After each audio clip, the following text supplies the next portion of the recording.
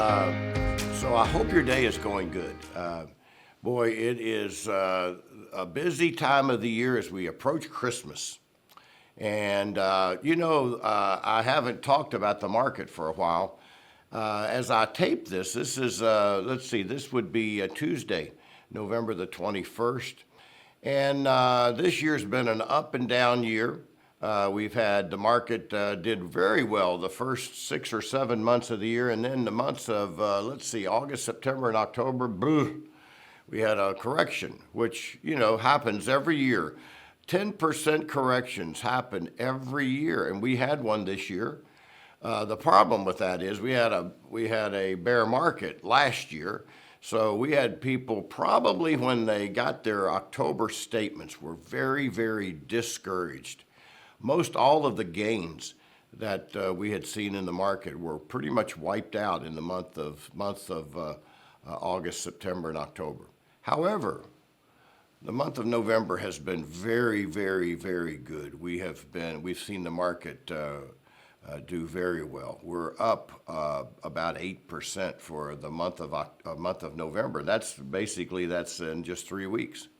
So what in the world happened in August, September, and October, and what in the world has happened so far in November? Well, if you get my newsletter, by the way, you'll know that I have been talking all year long about interest rates and what the Fed was going to be doing with interest rates.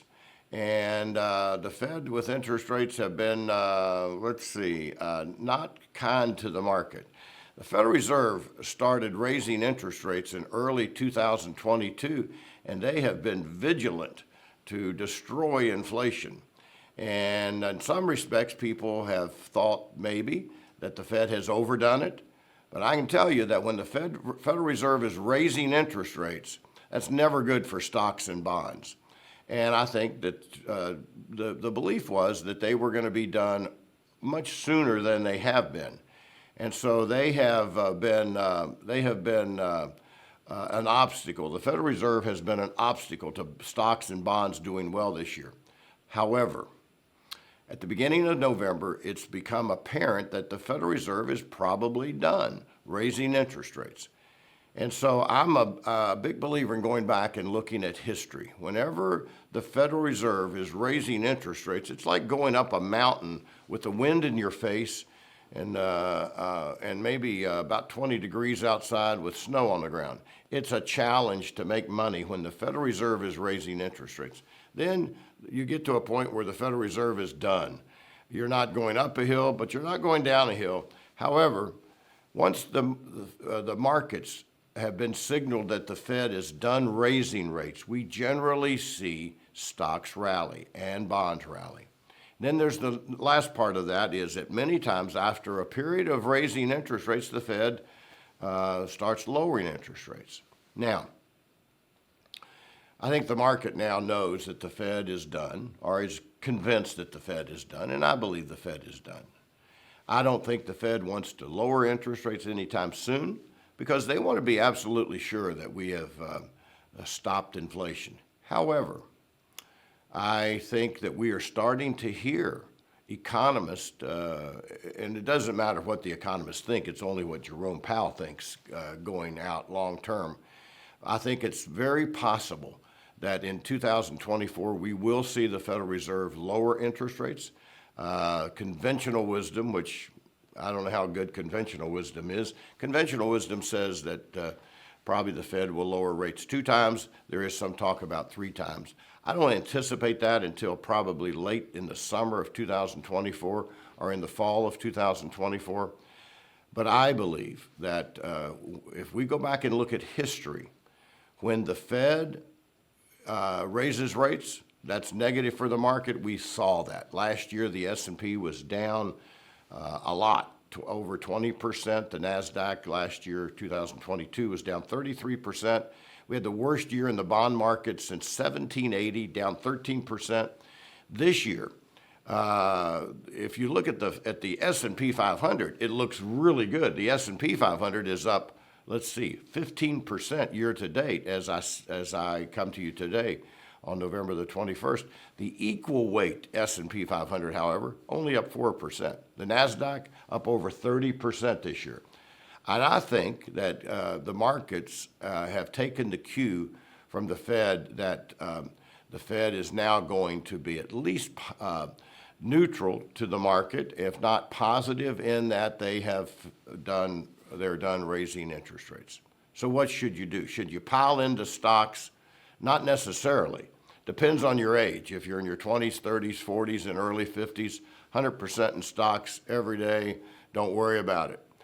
If you're 5 years away from retirement, you want to adopt some type of bucket strategy or introduce bonds into your portfolio for safety. Because if you're 5 years away from retirement, honestly, you cannot afford to have a big 20, 30% drop in the market. But right now, I believe, looking at 2024 and the rest of 2023, I believe we should see bonds outperform. I believe we should see the 60-40 index or 60-40 portfolios do very well, and I believe stocks are set up for a very good 2024. That's my opinion. That's no guarantee, and there are a lot of people who say they believe something's going to happen and it doesn't. That's what I believe, and my clients look to me for advice, and I try to give them the best advice I can. By the way, our firm is Cornerstone Wealth Advisor Group. Steve Campbell, Andrew Kester, and Jeff Airy are here to serve you. We are located in Fishersville. You can hear us every Saturday morning on WSVA 550 AM, 92.1 FM. Our show starts at about 7:10 on Saturday mornings, and is an hour show on finance.